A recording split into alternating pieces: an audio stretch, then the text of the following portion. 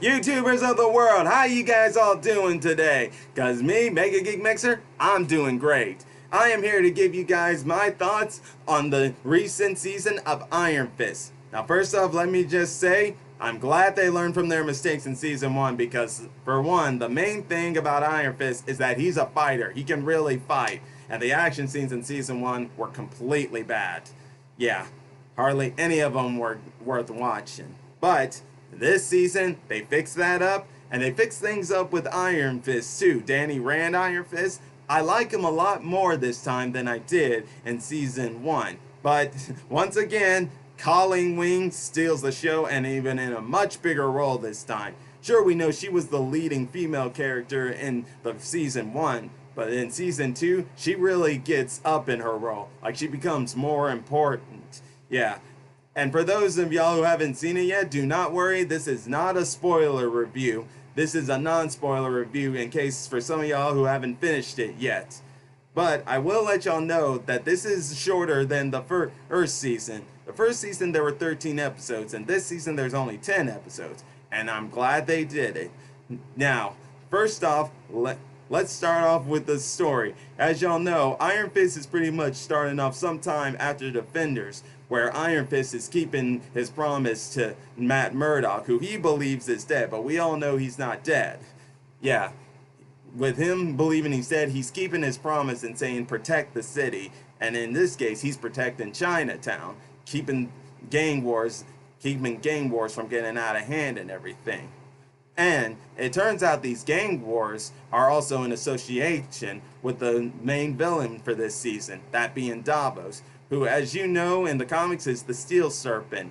And as you know, Davos in season 1, he showed some animosity in the fact that he didn't get the Iron Fist. And pretty much that's what his goal is in season 2, to get the Iron Fist away from Danny. But also, we're also able to explore more into the Meachums, Ward and Joy. But let me just say, that part, it was dragging on for way too much for me. The siblings, yeah, that was a bit of the negative side for me for this season. They were dragging those two on a bit too much. Sure, it focused on their individuality in some spots, but it just was kind of repeated thing a bit from season 1. I mean, yeah, sure, they were all close together in season 1, but then they started to fall apart. Danny Rand, Joy, and Ward, they all started to fall apart. Well, not Danny and Ward. They're still more close.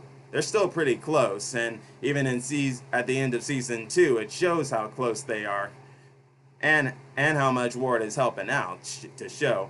But as y'all know with Joy, she's felt like Danny Rand has ruined things for her ever since she came back into her life, and she's not exactly a villain in this episode.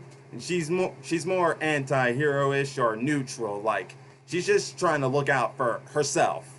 Not her brother, not Danny, not anyone else, just herself, really. Yeah, but also, let me get into one of my best and favorite things about season 2, and that is Colleen Wing and Misty Knight. Man, do I love those girls. I am saying it right now, you guys, Marvel Studios, you and Netflix need to make Daughters of the Dragon series happen, and happen seriously. Because, man, every scene that Misty Knight had with Colleen in it, it was just beautiful. The action, the communication these two bring, they are a solid team. These girls, Jessica and I forget the woman who plays Misty Knight, and I'm sorry for that. I'll start remembering that name somewhere down the line, but these two have great chemistry. They are great on the camera together, and they really are into their characters. I mean, and Misty Knight, I did admit that I was hoping Misty Knight would have more than one episode appearance in Iron Fist like Danny had in Luke Cage, where he was in just one episode. And yeah, she was in more than one episode. She was like in there in the halfway through this season, and it was great, just great. Having her she was mostly there to assist Danny and Colleen Wings when things were getting out of control, and Davos, after gaining what he would want, would start to take control of the cities. Now, I won't say how he takes control of the city. You guys will see that for yourselves. But all I will say is that, yeah, when things got crazy in a hurry, Misty Knight, she did not hold back in helping out with Danny and Colleen with what they needed to do. And I will say that at the end of the season, man, it took me by surprise because I did not expect them to go down that direction. What they did with Danny, what they did with Colleen, and what you could probably expect going into season 3 of Luke Cage and season 3 of Iron Fist, man, what's gonna be happening in that season? It just makes you want season 3 of Luke Cage and Iron Fist to be going on right now. But that's not gonna happen. But when we do get season 3, I will be waiting, and I can't wait for it because it'll be great to see where they go in that direction. And yeah, just to let you know, they went in a completely direction that I heard in the comic side of things, because I don't know many Iron Fist comics or Luke Cage comics or Heroes and Daughters of the Dragon comics. But I'm pretty sure they never went down the direction that they went in at the end of season 2 of Iron Fist.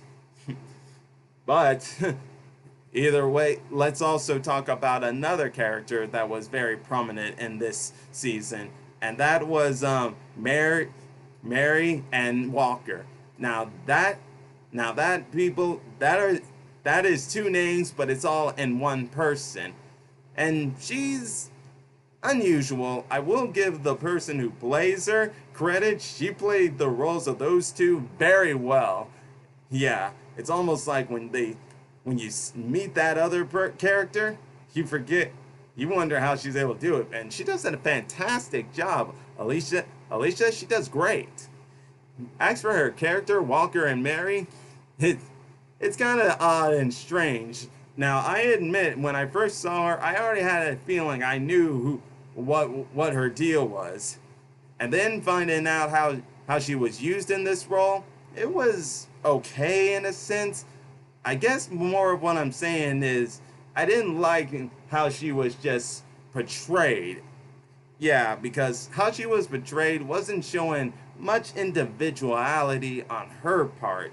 It was more her just showing a coherence, an association with people. But somewhere along the run, it started to get better.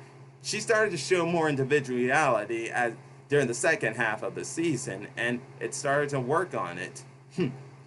Also, I'm just gonna mention somebody here that shows up almost in every single Defenders Netflix Marvel series. But yeah, seeing that guy again and seeing him doing business there and his interaction with Ward and Walker, it was funny. It was great. Awesome. I loved it. That guy's a mystery at times, but hey, that guy just does what he can to survive in New York. Some of y'all know who I'm talking about, but I'll just let y'all see it for yourselves.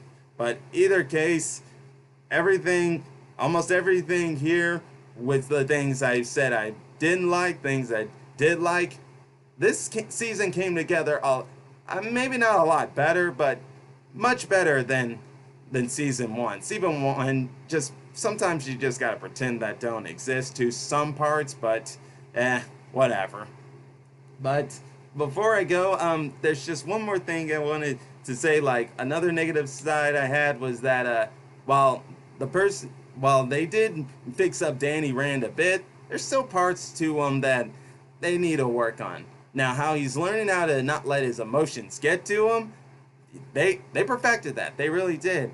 And how he's using everything these monks taught him in Kunlun, that's great too. There's just some parts where his doubtfulness or his I don't know how to say it, but let's just say that some parts to it they need to work on a bit better. But either case, it still satisfied me that we got much more to him than what we had, because season 1 where I'm the immortal Iron Fist, on and on and on, and I was like, okay, we get it, man, shut up. I'm glad they didn't say that this time around. And if they did speak about the Iron Fist, it was just on a matter of a subject that was on at hands here. But either case, my favorite thing about this season, Misty Knight and Colleen Wings, they stole the show.